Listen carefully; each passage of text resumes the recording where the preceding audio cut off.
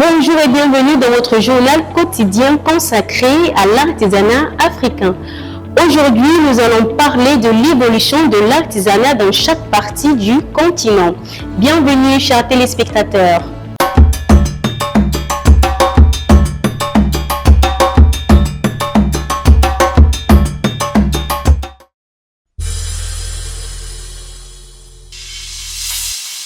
L'Afrique de l'Ouest s'impose comme l'un des moteurs de l'artisanat africain.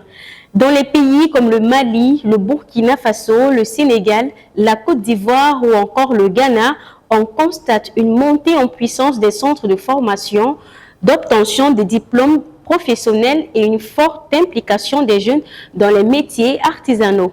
Les filières du textile telles que Bogolam, Kente, Indigo, Faso d'Anfani, de la maroquinerie, de la sculpture, de la poterie et de la bijouterie connaissent une croissance remarquable. Les artisans de la région exportent de plus en plus vers l'Europe, les États-Unis et la diaspora africaine. En Afrique centrale, l'évolution du secteur passe par la mise en avant des matières techniques locales. Le mafia, les sculptures en bois, le textile, le ndop, les objets de bronze et la vannerie traditionnelle. Ces artisans du Cameroun, du Congo, du Gabon et de la RDC séduisent grâce à une identité forte et authentique. Le marché central se renforce tandis que les initiatives communautaires et des coopératives féminines gagnent en visibilité. Dans les pays de l'Afrique de l'Est, Kenya, Tanzanie, Ouganda, Éthiopie, l'artisanat évolue avec le digital. Les créateurs utilisent les réseaux sociaux et les plateformes en ligne pour toucher une clientèle internationale. Le e-commerce leur permet de vendre leurs bijoux, sacs, tissus et objets décoratifs, développer leur marque et raconter leur histoire au monde. En Afrique du Nord, fusion entre tradition et design moderne. Au Maroc, en Tunisie, en Algérie ou en Égypte, l'artisanat bénéficie d'une longue histoire et d'un marché structuré.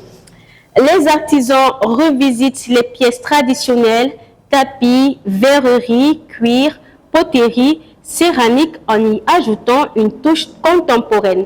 L'artisanat nord-africain reste également très lié au tourisme, ce qui stimule la demande. Dans l'Afrique australe, Afrique du Sud, Botswana, Namibie, Zimbabwe, l'artisanat se développe autour de la sculpture sur pierre, la bijouterie, le travail du cuir et la vannerie.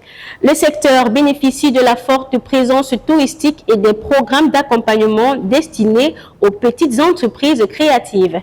De nombreuses marques locales émergent et s'exportent dans les boutiques du monde entier.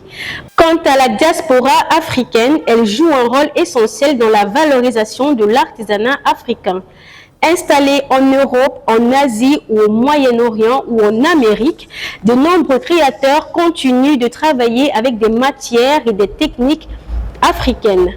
Ils participent à l'exportation, la modernisation des designs et la reconnaissance internationale de l'artisanat du continent.